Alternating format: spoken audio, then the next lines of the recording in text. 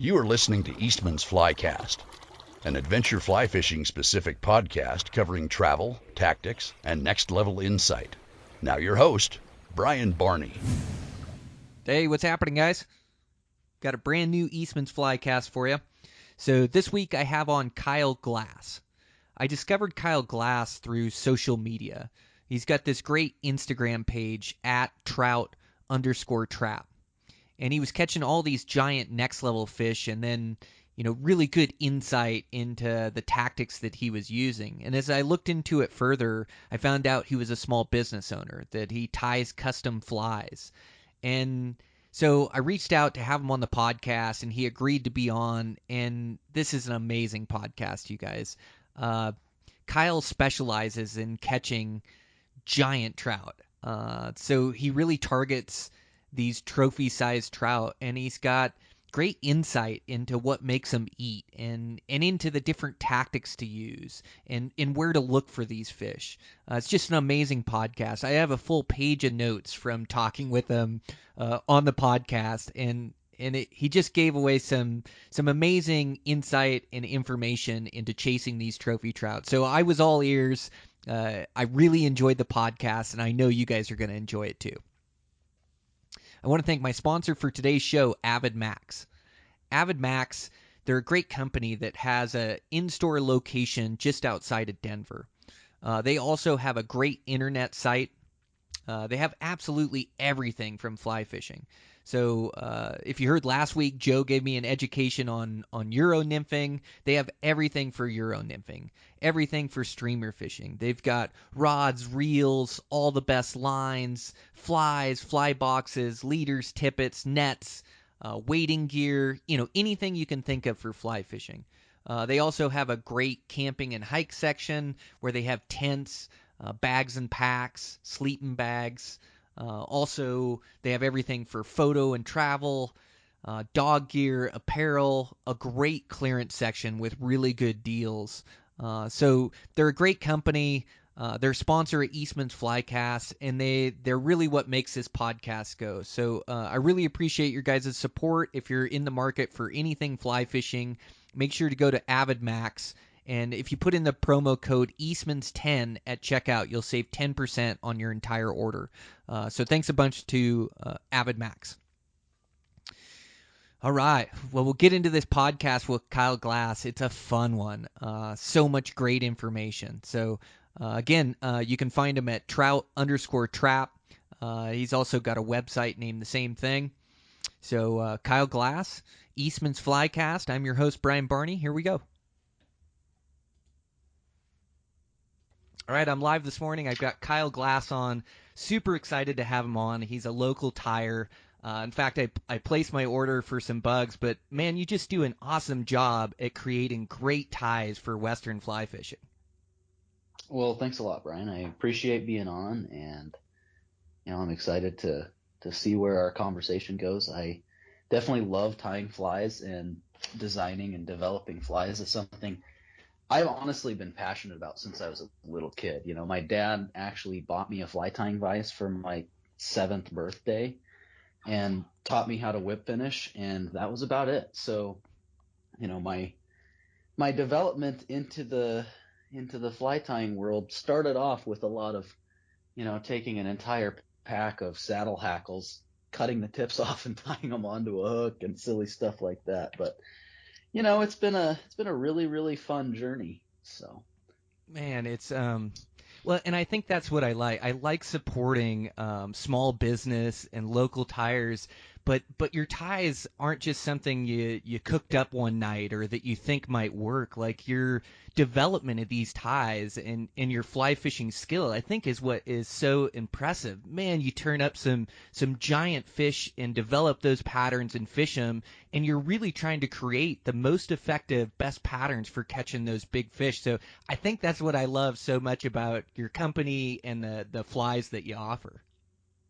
yeah. Well, and I appreciate the compliment, but I'll tell you that's definitely true. Like, if you could see all the iterations of flies that I've tied that end up just being complete garbage, or like, I tie this big multi-articulated streamer that it's like, oh, I like this, but the eyes are wrong. I put the wrong eyes on it and it won't swim right. Or I find out that the hooks that I was using, they're just a little bit too light and they'll bend out with the tippet that I plan on using. Or you know what I'm saying? And so like right now I'm going through and I'm actually working on designing a large streamer for the White River, and I'm just tying tons of different iterations of different variations of it, changing the weight a little bit, changing the way that the head is, messing with the hooks, making slight tweaks to the profile, just trying to get it just right because, ultimately, I mean, I charge a lot more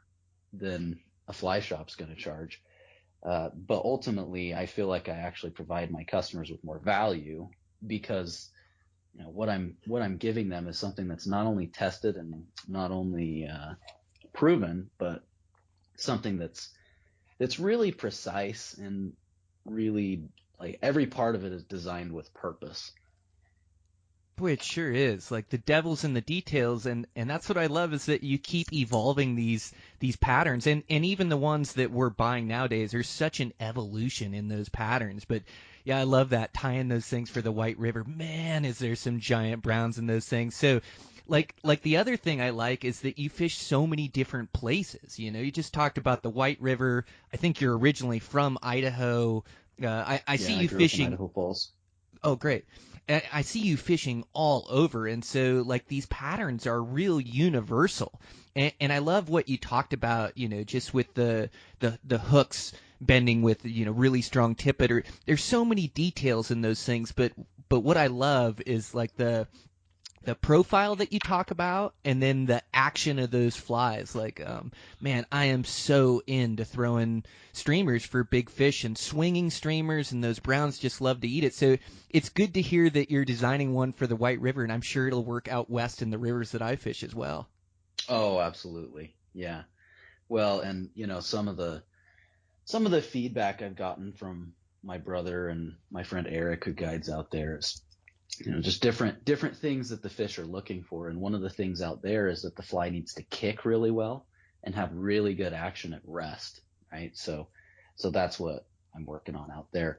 But Wow, talk about that a for a little lot of bit, the Kyle. That so that kick, is that like when the line grabs it or when it turns, or what is that exactly?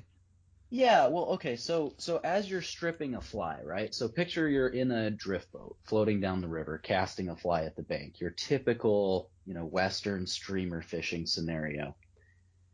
So kick is when you strip the fly, if you make a good hard strip, and like when your strip stops, the fly develops a little bit of momentum in the water, right? Well, kick is when that fly veers off to one side or the other, right? Ideally, the fly will alternate. And this pattern that I'm working on right now, it kicks to both sides because of the way the head is designed and that the weight is placed in the fly.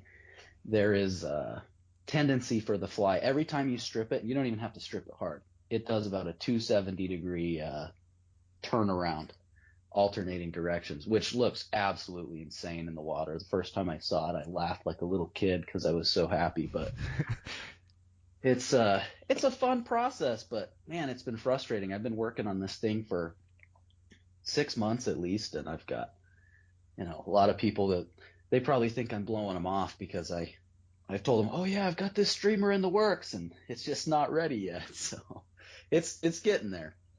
Dude, that is wild. Man, that fly, that has to just grab those trout's attention for a grab. Like just that kick that you talk about, it has to look like a hurt bait fish or like a distressed bait fish. That gosh, that's got to grab their attention. That's Yeah. really interesting. So how do you get that kick with the fly? Is it I know it's just the way it's designed, but is it something in the profile of that, or how are you Well, there's getting two that kick? factors. Yeah. So Okay. there's really two main things. The first thing is that everyone puts their weight in the front of a streamer because that's logical, right? It makes it easiest to cast. It sinks head first, which provides a pretty good action. That provides that nice jigging action that you often see, and it lets the tail swing around freely as the current pulls on it and so forth. Well, so one of the challenges with this particular pattern is that I had to go to, instead of a regular 2-hook articulated design, I had to go to a 3-hook. And the reason for that is, in order to make a fly kick, you need to have no weight in the front. It needs to have more momentum from behind, so that, picture it like, like you're driving a shopping cart in reverse, right? If you take a shopping cart from the front and give it a big shove, because the pivot point is in the back, not the front, it's naturally going to spin. It's not stable. It's I can't think of any other good analogies, but basically, because of the way that the fly is weighted, and then combine that with the fact that the head it's got a really flat profile, which means as it gets cockeyed to one side, because it's so flat, it's going to grab the current and turn the fly that direction. So those two things combined make it so that it has that crazy kicking action. Man, that makes complete sense now that you explain it. I like the shopping cart analogy too. Man, that's just wild, the way your brain works, to make a fly like that have that kind of action in the water. I can't wait to see what you come up with on that fly. Man, oh man, because it seems like a lot of these trout, they just eat on instinct, or when that thing flutters in their face and they just react to it. It isn't this thought process where they think if they want to eat it or think if it looks real. They just see it and they react to it, it seems like to me. Yeah, and I think that's true. I think there's some factors that are also seldom considered in the fly fishing community, or receive less attention, that often are really important. And one of those, to me, I actually think the biggest one, and when you talk about Western scenarios especially, where you're not necessarily going to be throwing 6-inch flies all the time and targeting fish that are actually eating, like those fish on the white, like they're literally eating 6 to 12-inch planter rainbows. Like that's most of what they eat. Wow. So, out west, our fish are eating a lot of juvenile whitefish and shiners and chubs and baby trout too, to be sure. But a lot of their targeted food sources are also things like sculpins, right? Mm-hmm. And so, to me, when I think about Western streamer fishing, a lot of the time, if I'm fishing big stuff, I'm really concerned with how the fly pushes water. I want a fly that has a big profile in the water, and the reason for that is that it allows the fish I'm targeting to hunt my fly using its lateral line.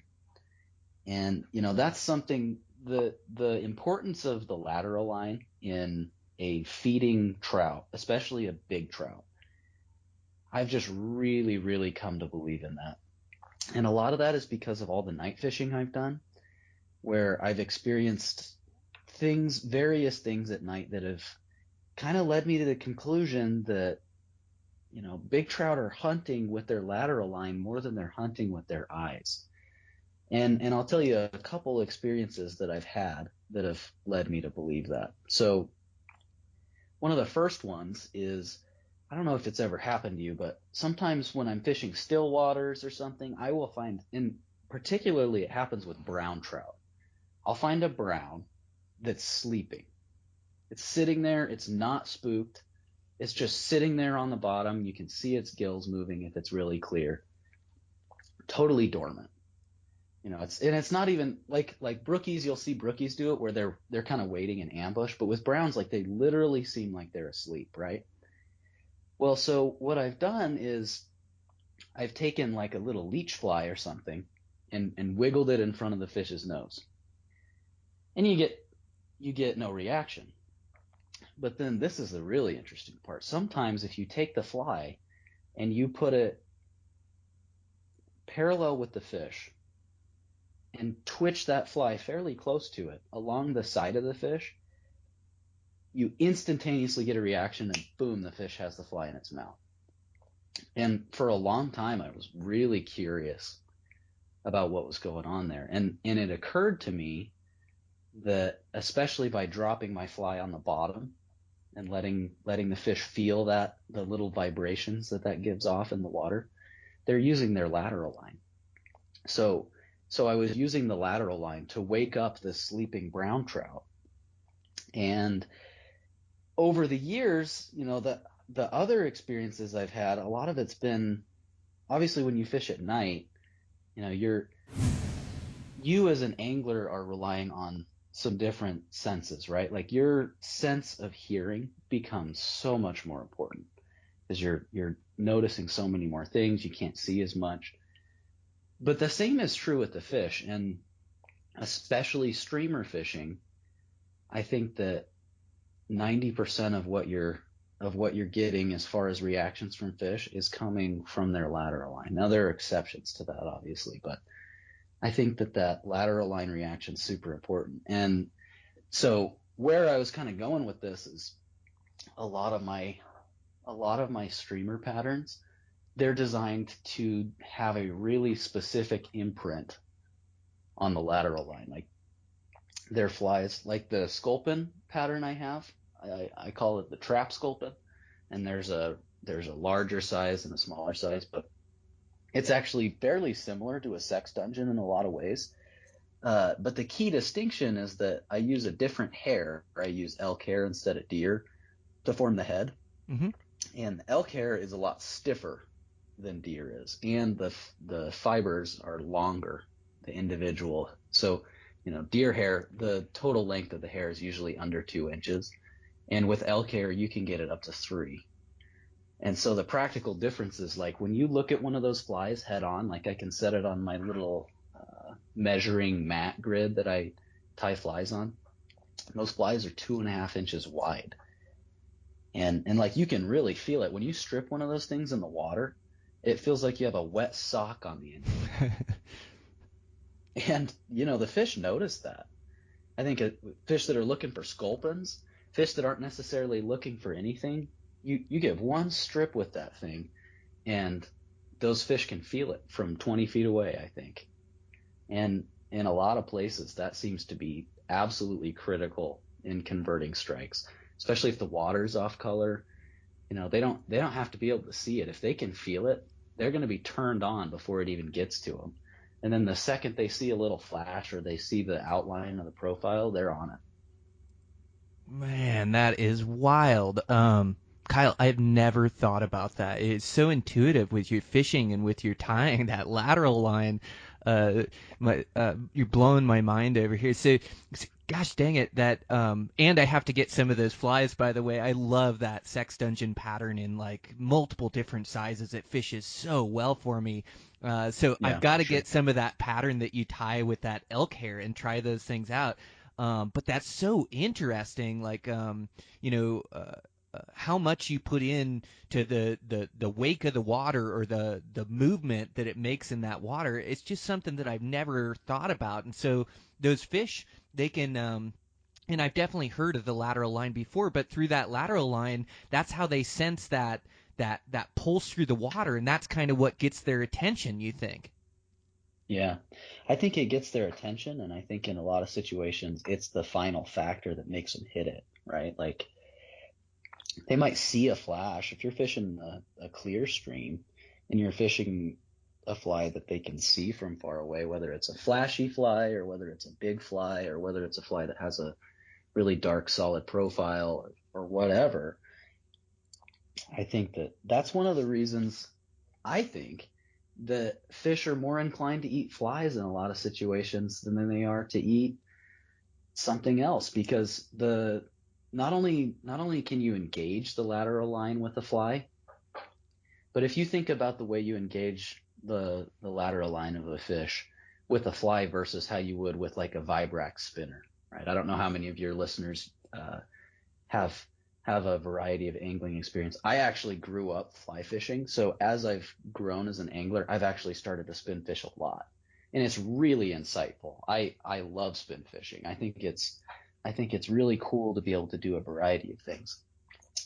That being said, there are some times when using a spinner is absolutely the most effective way to fish. The reason why is those vibrations, the fish, they don't even have to see it. You could put a blindfold over them and they're still going to swim over and eat it. And I think the main reason is because they're curious, right? They feel this thing going through the water. Well, with our bigger fish that we're targeting with our streamers, they've been around the block, right? Like you picture a 24-inch brown in the Henry's Fork or the Madison or the South Fork. They've seen a spinner. They're probably 8 years old, maybe more. And so they've kind of experienced these things.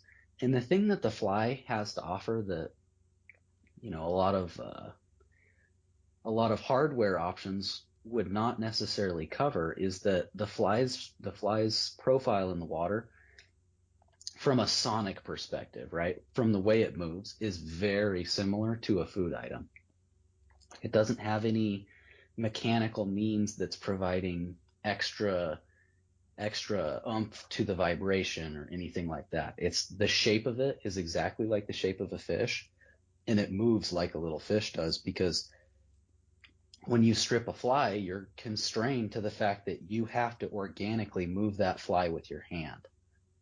And that in a lot of situations, the reason that I still fly fish, Brian, is just because I think it's the most effective way to catch fish or to catch the biggest fish.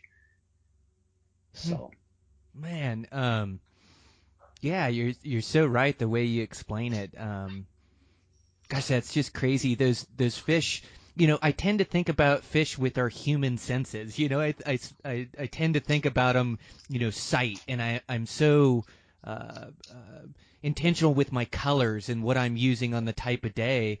But sometimes I think there's more to it, and you just kind of opened that door to me with that lateral line, and then just the way you explain the movement of flies and how they mimic like a fish in the water. And those spinners, you're right, they're effective, and a lot of times with spinners. And I don't do a lot of spinner fishing, but you know, I've got a rod in the boat, and sometimes my girls will throw it, and sometimes you can just throw it in these huge runs that I can't even catch fish out of with my fly rod, and they throw it out yeah, there and they hook a couple out there for that same they just reason that start reeling it in, and the fish are just like, what is that? I have to find out. yeah, and they chase it down. Now, like you said, it usually isn't those big fish that are 8, 9 years old, but it's usually a good fish, and they'll just chase it down in Oh, that yeah. water. And you're right, I never thought about it. I always thought it was the flash of that spinner, but I think you're I think onto it can something. be too, Yep, but absolutely. But I think you're onto something too with those vibrations in the water and that sonic action you're talking about. I think there's a lot to that you're talking about. That's just wild, man. yeah. Well, and I mean, you've experienced it too. Whenever you go in a swimming pool, you can hear everything, right? Like you jump in a swimming pool and somebody 120 feet away taps their toe against the side of the pool. You can hear it. And that's because sound travels so much more efficiently through water than it does through air.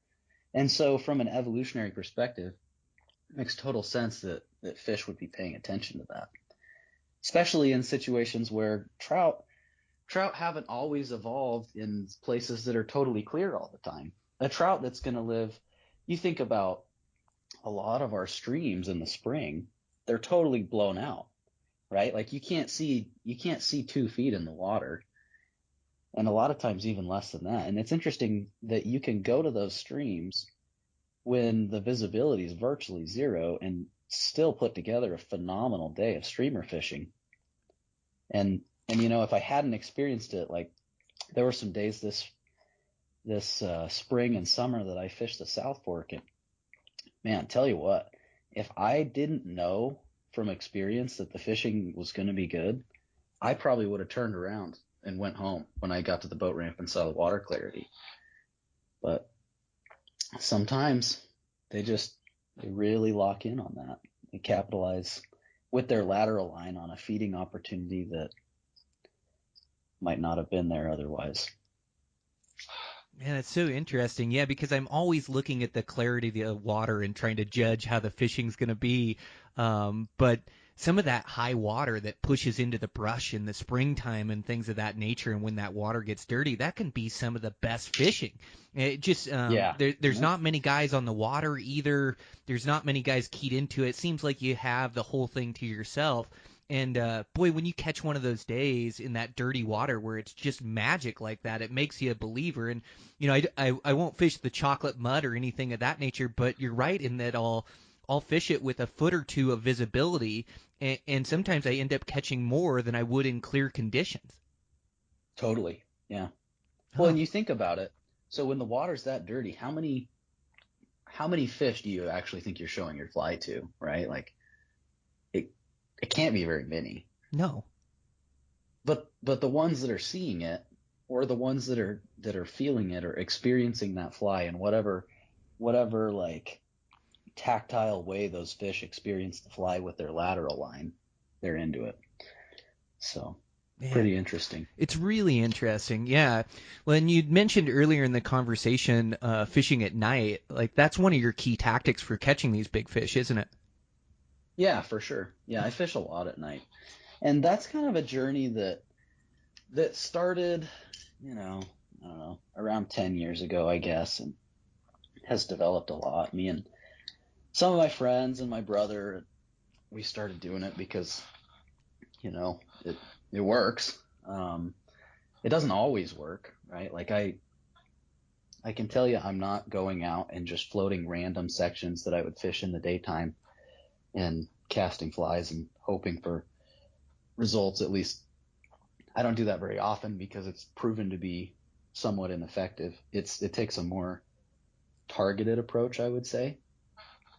But what's interesting about the night fishing is that I feel like it takes a much more deliberate approach to it, right? I'm not gonna show up at a river that I don't really know and just float along and cast flies in general places and really catch fish. I think if you're gonna do some night fishing, you need to have a plan. You need to decide what it is that you want to find, and you need to deliberately look for that.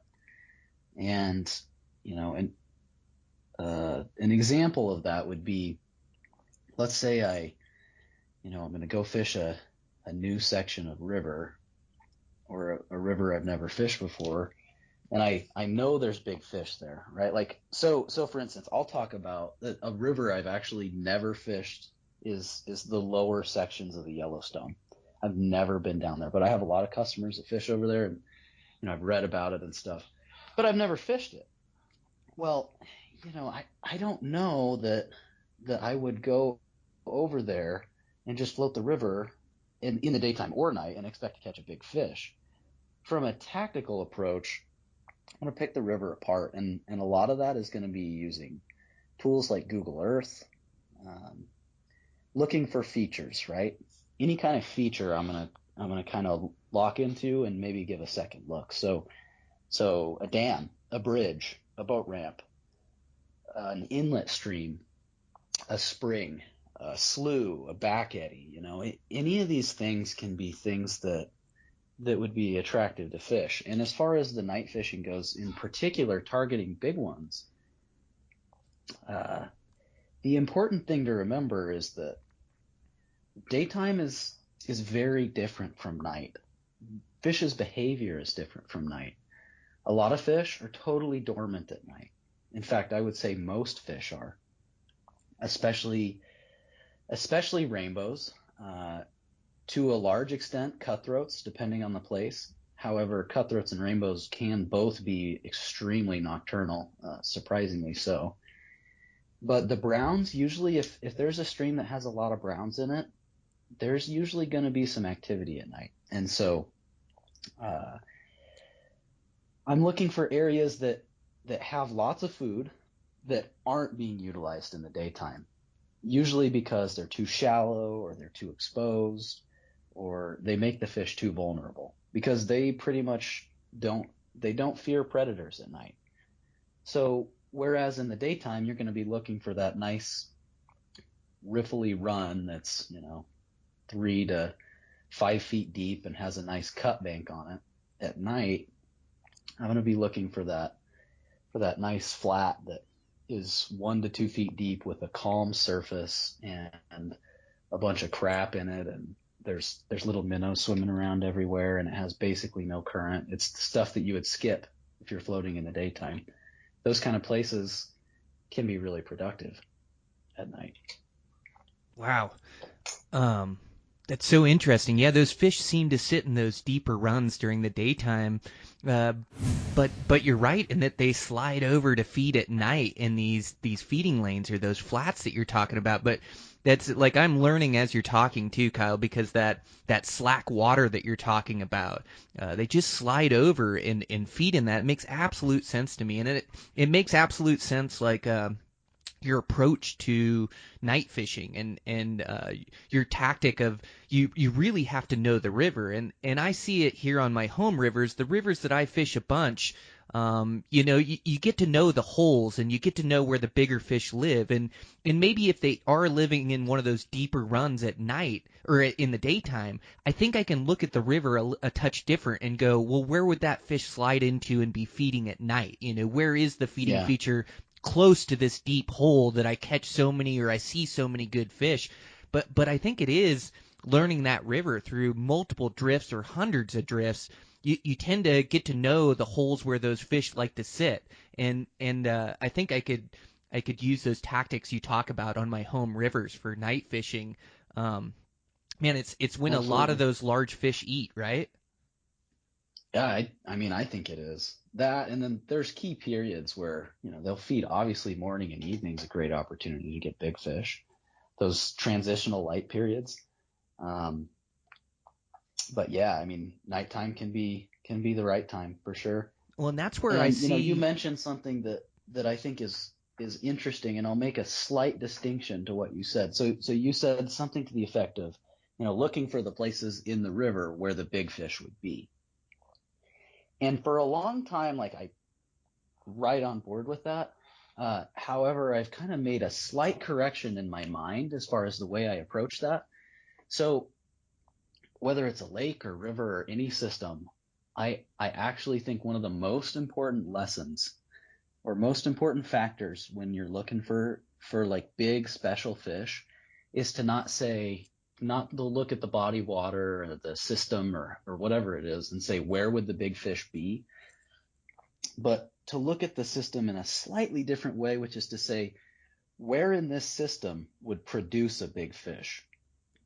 And the distinction there is rather than making the assumption that there is a big fish, whether or not there are, you make the assumption that there are conditions that created that big fish, right? Like a brown trout isn't going to get to 12 or 15 years old and 32 inches on accident.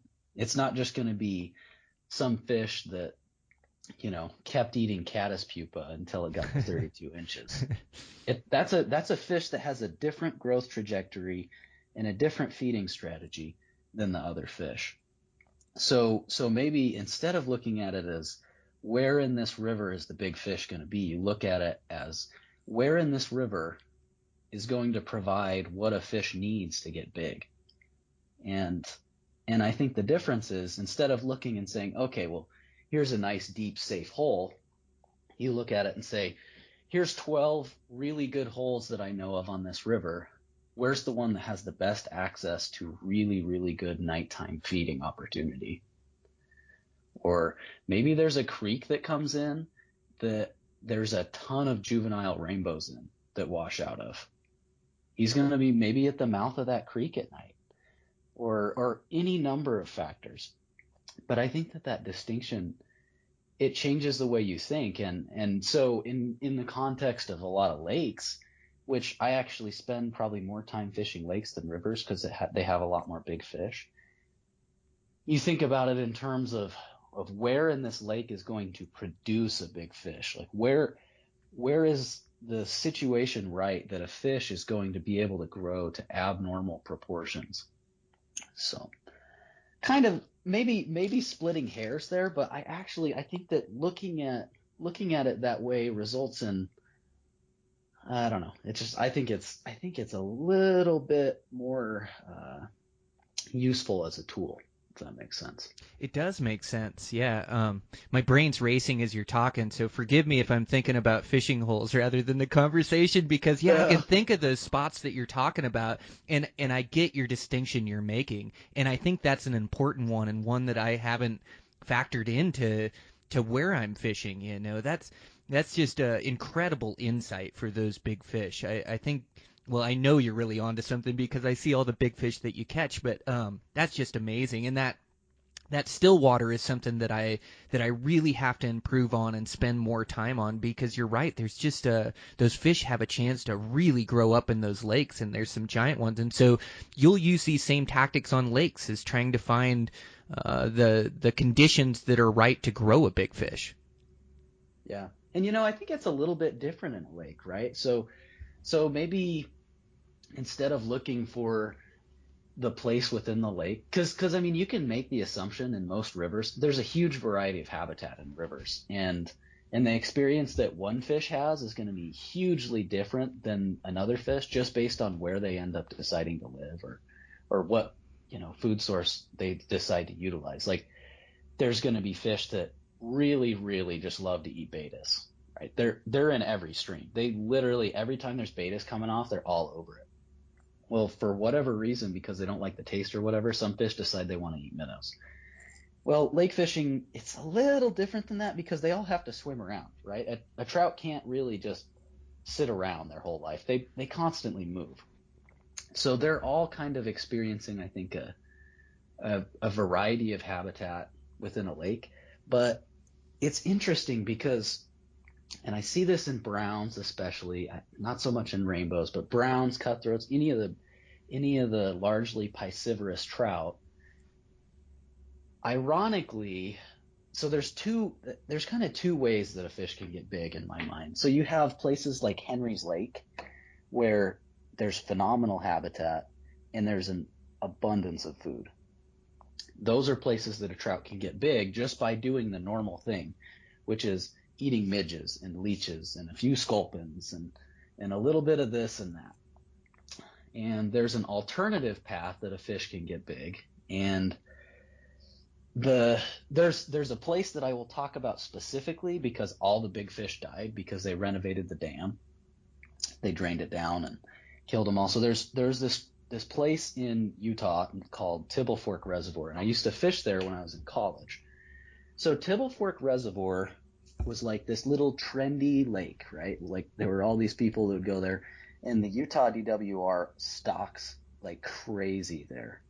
And it has a little spring creek that flows into it, and there was such an overabundance of little stunted brown trout that it was absurd. Well, this lake, it had no food. Very sterile situation.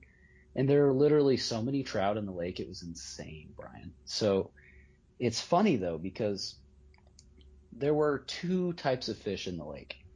There were fish that were under 12 inches and really skinny, and there were fish that were over 23 inches and extremely fat. That was it. And, like, obviously there had to be a few that were in between. But I saw something one time that was interesting, and I was walking around on the side of the lake, and I had my headlight on, and I saw a brown trout that had to be 8 to 10 inches with a 6-inch brown trout in its mouth. Like, literally, it was trying to ingest a fish that was basically the same size as it. And it occurred to me that in that situation of scarcity, that fish had to make a choice. And the choice is, you can stay 8 inches forever and probably starve at some point, or you can take this other path, which is, potentially more risky. You can die from a variety of things if you're the fish, but it can result in tremendous growth because you're using a food source that is extremely abundant but is very difficult to use. And so I think a lot of places that are really overlooked have huge potential for big fish in small numbers. That lake had tens of thousands of trout in it, I'm positive. And there were probably 10 fish in it that were big. But those 10 fish were really big and really fat and happy because they were taking advantage of that food source. God, it's such an interesting perspective. So, man, Man, so fishing those lakes like that, a lot of times your tactics, like I see, I love like the balanced leashes, and you tie a bunch of great lake patterns that are balanced, that have good movement.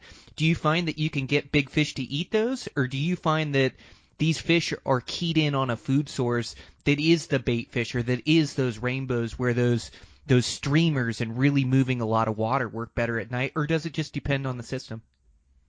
Yeah, it's going to depend a lot. And, to be honest, I think that I fish those balanced flies, the jig style streamers in rivers a lot too. Do you But really? Wow. yeah, I mean, they sink really fast. And so I'll fish with a long, fairly light leader and strip them with a floating line. But I mean, back to your question about the lakes, it really just depends. There's so much variety in lakes, and there's so much variety in the way that fish behave in lakes. So if you take what I would say is your average Western lake scenario, I'm thinking of Henry's Lake and Hebgen and Georgetown and the places that are like that, right? Hmm. As far as my confidence setup is going to be balance leeches under an indicator. And the reason for that is it just works everywhere.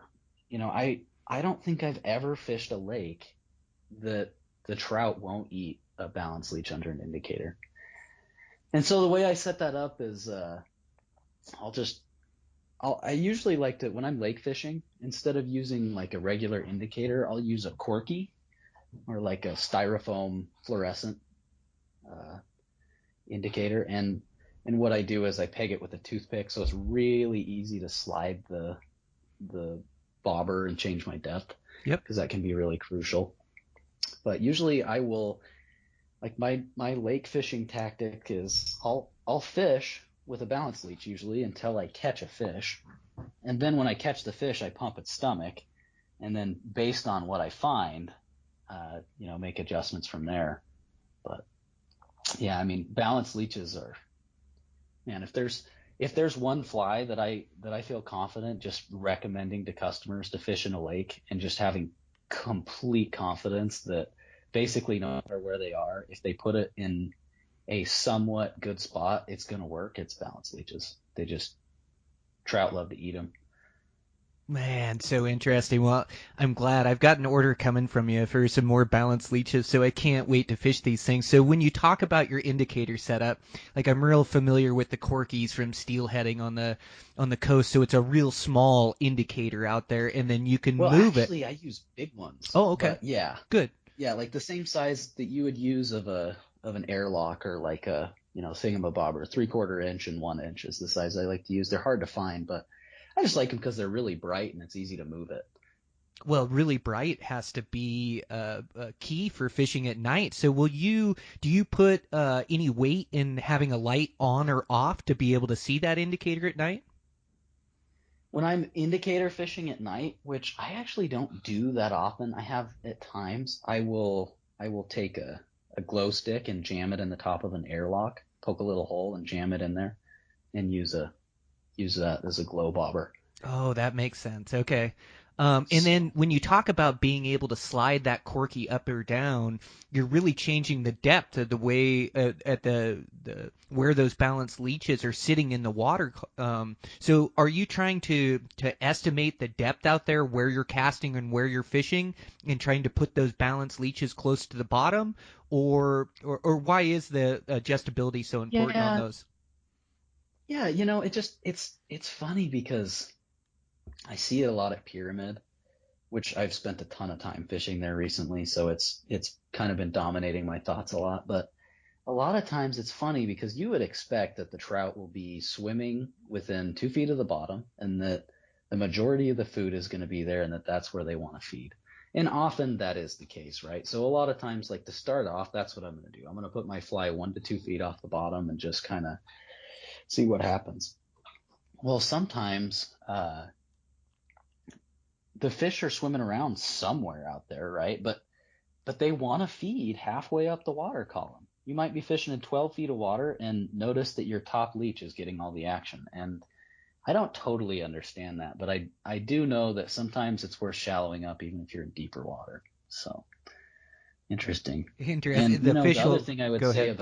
about the balance leeches under the indicator is that I think so often we stick it under an indicator and we make the assumption, because we're so ingrained, right, that we want to get a drag-free drift.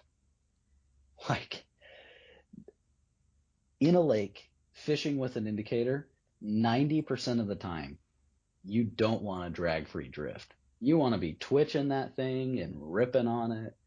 Like the most lakes other than Pyramid, my like default retrieve, I find I get a lot of hits when my fly's sinking on the drop, right? So I'll cast it out, wait like 10 seconds, and then I strip like 6 feet of line in and let it sink again. And for whatever reason, a lot of times that's so effective in lakes. They see that fly heading for the bottom and they think it's running from something, or who knows, but they like to eat that. So that's a tactic I would definitely recommend. It doesn't always work, but when it does, it's usually really good. What great insight. Yeah, that's something that I'm not doing that I should be doing. That's just an incredible insight for fishing rivers and for fishing lakes. Man, oh man. So like I also think that you have like the absolute best mouse patterns on the planet. Like those mouse patterns, and it's something that I've heard about and that I've fished before and used for years, but there's really something to those mouse patterns, and where I found it to be effective is with the night fishing, and I see that you have like a glow tab on your mice in different sizes. How many of these fish are you getting to eat a mouse even on these lakes just by the sonic movement it makes on that surface?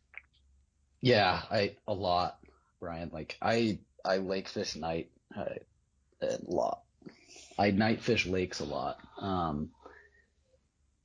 The the thing about lakes is that they have the right conditions for mousing, which is that they usually have lots of shallower areas, and as long as you go on the right night, they can be really flat. And those two things are seemingly very important to mousing in my experience.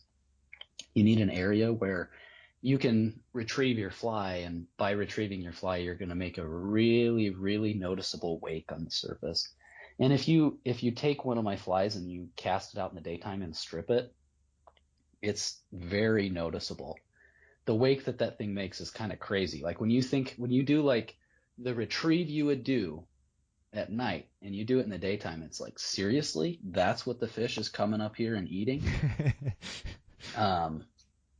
But yeah, so as far as the design of those flies go too, they're designed to be butt heavy, meaning if you stop stripping a fly, the tail portion of that fly is going to dangle down into the water.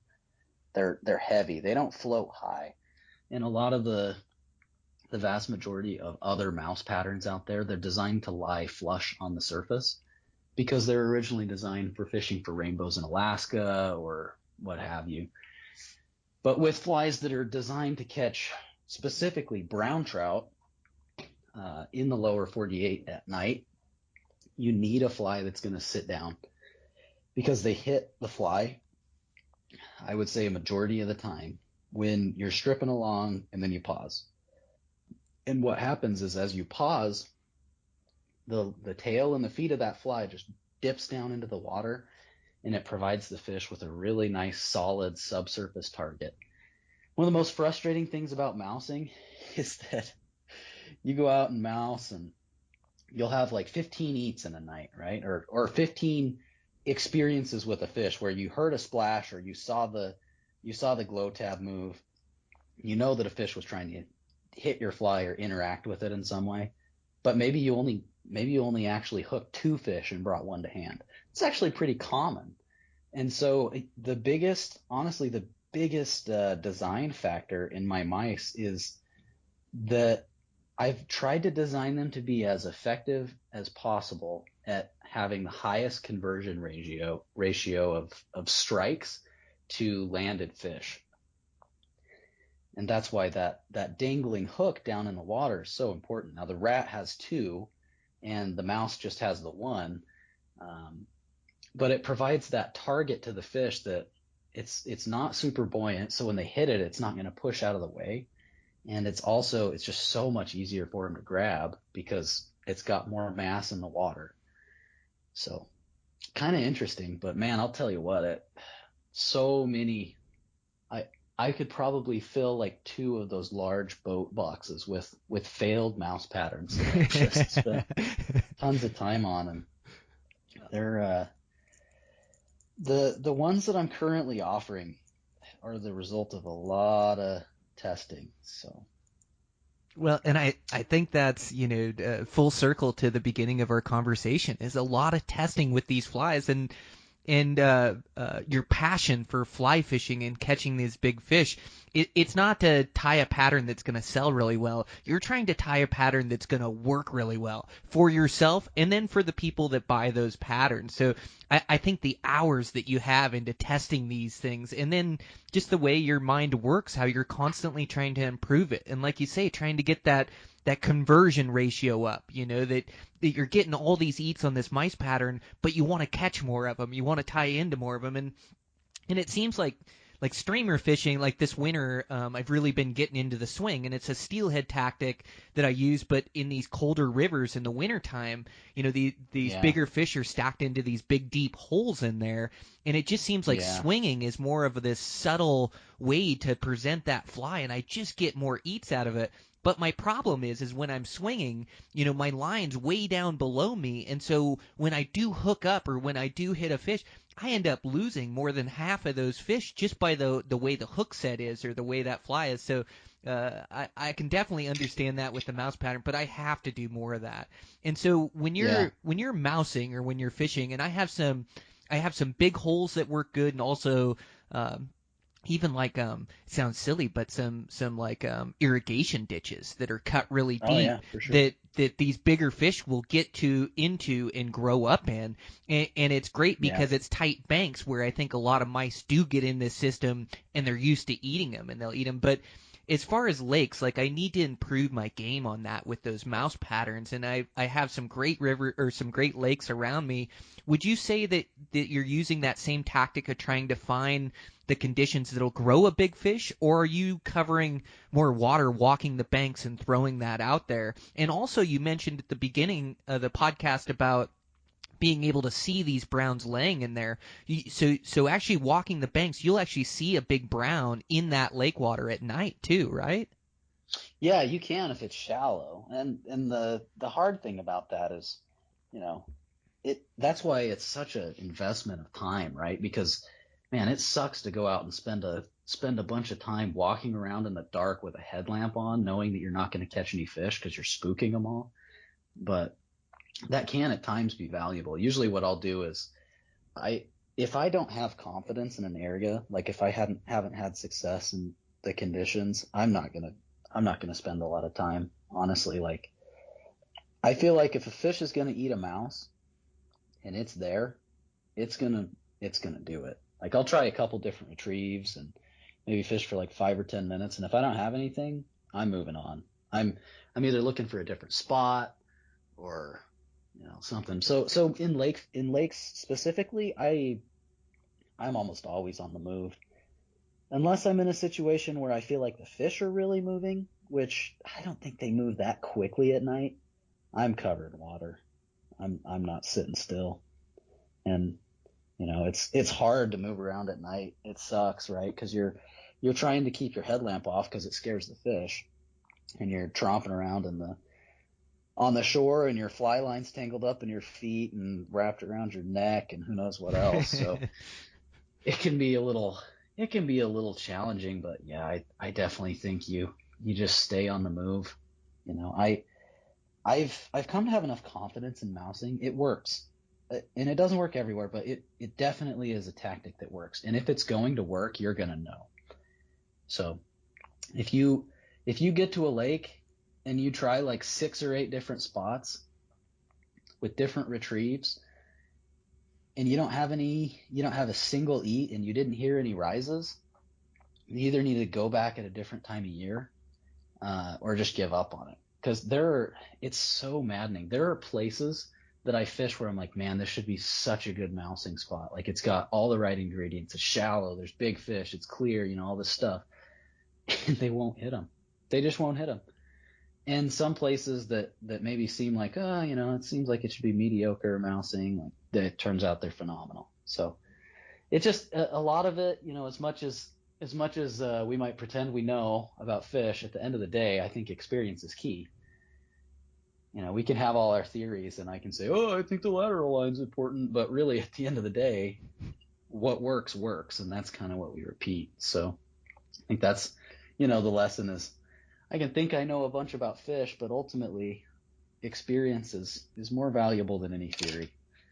So get out there and try it, spend some time and give it a shot. It makes complete sense. You're so right. Experience is the best teacher.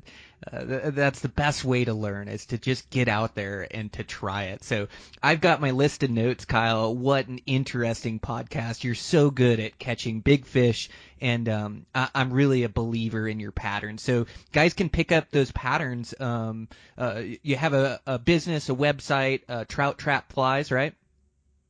Yeah, that's my website. So been running that for a little while here, and they can head over to my website at trouttrapflies.com, and I've got all my flies there. And also most people, a lot of my customers find me through Instagram, and feel free to reach out to me. One of the things I strive to do is be available for my customers. Probably, I don't know, almost half of the orders that I send out, Brian, are people who send me an email or a message and say, hey, like, here's the situation that I'm fishing. What would you recommend? And granted, I haven't fished everywhere, and I don't pretend to be like, some person that knows everything about fishing. I definitely don't think that. But that being said, I think that I can usually point them in the right direction as far as some flies that are likely to be successful in their area. And, it's been really cool because I'll have customers from Pennsylvania or Virginia, and it's like, I've never fished out there. But they described the situation to me, and I'm like, okay, well, let's get you some eyelash buggers, because this situation should be good for a smallish streamer that sinks at a good rate and has a nice hopping action. So they try it, and it works, and it's actually been super rewarding to me to be able to see that, see people succeed with my flies all over. So super cool opportunity I've had to run this. I'm just really grateful for everyone that supported me, and it's been a fun journey. There's probably easier ways to make a living, but man, it's been really cool. So That's super cool. Well, that's absolutely what I'm going to do on my next order, is email you and see what you think. You have such good insight into fly fishing, and to all your listeners too, like, feel free to reach out. I'm not always super great about responding immediately, but man, I strive to be. So we'll have a conversation and figure out what you need. Awesome. Well, I really enjoyed the conversation, Kyle. Thanks so much for being on the podcast. Yeah, thanks a lot, man.